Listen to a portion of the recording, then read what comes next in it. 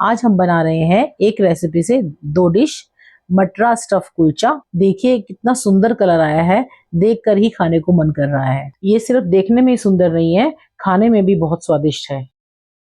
और जो इससे दूसरी डिश हम बनाएंगे वो है मटरा पॉकेट्स, जो बच्चों को दीवाना कर देगी। अगर आपके घर में छोटे बच्चे हैं तो आप इसे जरूर ट्राई करें। चलिए तो फिर शुरू करते हैं आज की रेसिपी। यहाँ पर हमने लिए हैं 2 कटोरी सफेद मटर। इन्हें 3 से 4 बार अच्छी तरह से पानी से धोकर 5 से 6 घंटे के लिए भिगो दें। इन्हें मैंने पहले दिन शाम को ही भिगो दिया था। अब हम मटरा को उबालते हैं। इसके लिए हम कुकर में सारी मटरा डाल देंगे। ऊपर से डालेंगे पानी। पानी हमें इतना डालना है कि मटर अच्छे से भीग जाए, थोड़ा सा पानी ऊपर रहे। उसमें डालेंगे 1 चम्मच नमक, 1/4 टीस्पून मीठा सोडा और 2 चम्मच तेल। सब चीजों को मिलाकर उबलने के लिए चढ़ा देंगे। 2 सीटी आने के बाद गैस को 5 से 10 मिनट के लिए सिम पर रख के गैस बंद कर देंगे। कुकर की स्टीम रिलीज होने के बाद हम कुकर खोलकर देखेंगे। हमारी मटर अगर अच्छे से गल गई हैं तो ठीक है, अगर नहीं गली तो आप 1 सीटी और लगा लेंगे। देखिए मेरी मटर यहाँ अच्छे से गल चुकी है। अब हम इस फीकी सफेद मटर को चटपटा बनाएंगे। इसके लिए एक कढ़ाई में लेंगे 2 टेबलस्पून घी, देसी घी, 2 मोटी इलायची, उसमें डालेंगे 1 तेज पत्ता, 1 चम्मच जीरा, बारीक कटी हुई अदरक 1 चम्मच और 3 से 4 बारीक कटे हुए प्याज। अब हम प्याज के थोड़ा सिकने के बाद आधा चम्मच नमक डालेंगे, 10 से 12 कली कुटा हुआ लहसुन, 5 से 6 कटी हुई हरी मिर्च और अदरक की जूलियंस 1 चम्मच।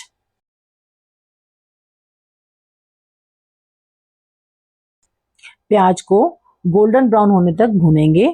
जब हमारी प्याज गोल्डन ब्राउन हो जाएंगी तो उसमें 4 से 5 बारीक कटे हुए टमाटर डाल देंगे। यहाँ पर एक बात ध्यान रखनी है, थोड़ी सी हरी मिर्च बारीक कटी हुई, थोड़ा सा प्याज बारीक कटा हुआ, थोड़ा सा टमाटर और अदरक के जूलियंस हमें बचा कर रखने हैं, बाद में गार्निशिंग के काम आएंगे। क्योंकि जैसा कि आप जानते ही हैं, जुबान से पहले जायका नजर लेती है। अब इसमें डालेंगे 1 चम्मच बारीक पिसी हुई लाल मिर्च, 1 चम्मच चाट मसाला और आधा चम्मच गरम मसाला। इन सब मसालों को अच्छी तरह से मिलाकर टमाटर के गलने तक कढ़ाई को ढक्कन लगाकर छोड़ देंगे। कढ़ाई में ढक्कन लगाकर भूल मत जाना, कहीं ऐसा ना हो करी कराई मेहनत खराब हो जाए। इसे आपको बीच बीच में चलाते रहना है और देखते रहना है कि आपके टमाटर गल गए या नहीं। जब हमारे टमाटर अच्छे से गल जाएं तो पूरी ग्रेवी को मैश करके उबली हुई सफेद मटर इसमें डाल देंगे। मटर मिलाने के बाद अब हम इसमें डालेंगे आधा चम्मच काला नमक, 1 चम्मच चाट मसाला और 2 नींबू का रस डालने के बाद सारी सफेद मटरों को अच्छे से मिक्स कर लेंगे। मिक्स करने के बाद इन्हें टेस्ट करके देखेंगे। अगर कुछ मसाले कम लगते हैं तो आप अपने स्वाद के अनुसार इसमें और मसाले डाल सकते हैं। ऊपर से डालेंगे खूब सारा बारीक कटा हुआ हरा धनिया। लो जी, हमारी मटर तो हो गई तैयार। अब हम बनाते हैं चटपटी हरी चटनी पॉकेट्स के लिए। चटनी के लिए हम लेंगे हरा धनिया, पुदीना, 10-15 हरी मिर्च, 1 इंच का अदरक का टुकड़ा। अब हम इसमें डालेंगे आधा चम्मच काला नमक, 1 चम्मच इमली का पल्प। अगर आपके पास इमली का पल्प नहीं है तो उसकी जगह पर आप नींबू का रस भी इस्तेमाल कर सकते हैं।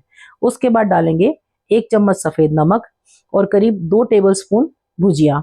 भुजिया हम इसलिए डालते हैं कि उससे हमारी चटनी का टेक्सचर बहुत स्मूथ आ जाता है। अब थोड़ा सा पानी डालकर इसे बारीक पीस लेंगे। अब तैयार करते हैं हम मटरा के लिए पॉकेट्स। इसके लिए हमें ब्रेड की साइड्स काट लेनी है और एक साथ 2 ब्रेड लेकर बेलन से बेल लेना है। सिंगल सिंगल ब्रेड को नहीं बेलना है, एक साथ डबल ब्रेड को ही बेलना है। अच्छे से बेलने के बाद ब्रेड को हम कटोरी की सहायता से गोल काट लेंगे। साइड में जो एक्स्ट्रा पार्ट बचा है उसे हमें फेंकना नहीं है, क्योंकि आगे हमारी रेसिपी में वो पार्ट काम आएगा। ब्रेड की जो साइड हमारी बची थी उन सबको हम मिक्सी में डालकर बारीक पीस लेंगे। पिसे हुए ब्रेड क्रम्ब को पैन में डालकर चलाते हुए हल्का सा सेक लेंगे। 5 से 7 मिनट ही सेकना है, ज़्यादा नहीं सेकना है, लेकिन ये ध्यान रखिए चलाते हुए ही सेकना है, नहीं तो ये जल सकता है। मटरा पॉकेट की कोटिंग के लिए यहाँ हमें तैयार करनी है स्लरी। उसके लिए हम लेंगे 2 बड़े चम्मच मैदा, 1/4 चम्मच नमक और पानी मिलाते हुए उसे हम पतली स्लरी बना लेंगे। आप देख सकते हैं स्लरी की कंसिस्टेंसी कैसी रखनी है। हम यहाँ कढ़ाई में तेल गर्म होने के लिए रख देंगे। ध्यान रखें सरसों के तेल का इस्तेमाल ना करें, क्योंकि सरसों का तेल का अपना टेस्ट होता है जो कि डिश के टेस्ट को खराब कर सकता है। मैंने यहाँ पर मूंगफली का तेल इस्तेमाल किया है, आप अपनी पसंद के मुताबिक कोई भी तेल इस्तेमाल कर सकते हैं। अब हम रेडी करेंगे अपनी पॉकेट्स को। इसके लिए हम सारे कटे हुए ब्रेड्स को एक एक करके पहले स्लरी में डालेंगे और फिर ब्रेड क्रम्ब में डालकर अच्छे से कोट करके हाथों से दबाकर उन्हें एक प्लेट में रख देंगे। ऐसे करते करते हमें सारी पॉकेट्स को रेडी करके 5-7 मिनट के लिए रेस्ट करने के लिए छोड़ देना है। तैयार होते ही पॉकेट्स को तेल में फ्राई करने के लिए नहीं डालना। हमारी सारी पॉकेट्स रेडी हो चुकी हैं। अब हम करते हैं इन्हें फ्राई करने के लिए तेल आपका एकदम गर्म होना चाहिए। गर्म तेल में आप पॉकेट को डालेंगे और देखिए जैसे मैं कर रही हूँ उसी तरह से फ्राई करेंगे। आप अलट पलट करके तेल को ऊपर डाल के फ्राई करेंगे तो आपकी पॉकेट एकदम गोलगप्पे की तरह फूल जाएगी। फूलनी बहुत जरूरी है। जब मैं आप लोगों को पॉकेट फूलने की बात बता रही थी तो मेरा बेटा बोला, मम्मी अगर किसी की पॉकेट ना फूले तो वो क्या करे? तो मैंने उसको कहा और क्या करे, लाइक करे, कमेंट करे, शेयर करे, सब्सक्राइब करे, कुछ तो करे। चलिए ये तो थी मजाक की बात। अब आते हैं मुद्दे पर। सारी पॉकेट्स को फ्राई करके आप फुला फुला कर रख लीजिए। पॉकेट रेडी करने के लिए आप चक्कू की सहायता से पॉकेट को ऊपर से काट कर खोल लेंगे। खोलने के बाद पॉकेट के दोनों साइड्स पर जो हमने हरी चटनी तैयार की थी उसे लगा लेंगे और जो हमने मटरा तैयार किया है उसे अंदर स्टफ कर लेंगे। स्टफ करने के बाद हम गार्निश करेंगे टमाटर, प्याज, बारीक कटी हुई हरी मिर्च, अदरक के जूलियंस और उस पर डालेंगे हरा धनिया। फिर डालेंगे चाट मसाला, बारीक पिसी हुई हरी चटनी और ऊपर से डालेंगे मीठी सोंठ। रेडी है हमारी मटरा पॉकेट। अगर आप चाहें तो अंदर भी एक लेयर में आप मीठी सोंठ और एक लेयर में हरी चटनी लगा सकते हैं। और अगर छोटे बच्चों के लिए तैयार करनी है तो हरी चटनी को आप स्किप करके उसकी जगह मीठी सोंठ भी इस्तेमाल कर सकते हैं। याद है मैंने आपको कहा था कि एक रेसिपी से 2 डिश बनाएंगे, तो अब बारी आती है दूसरी डिश की।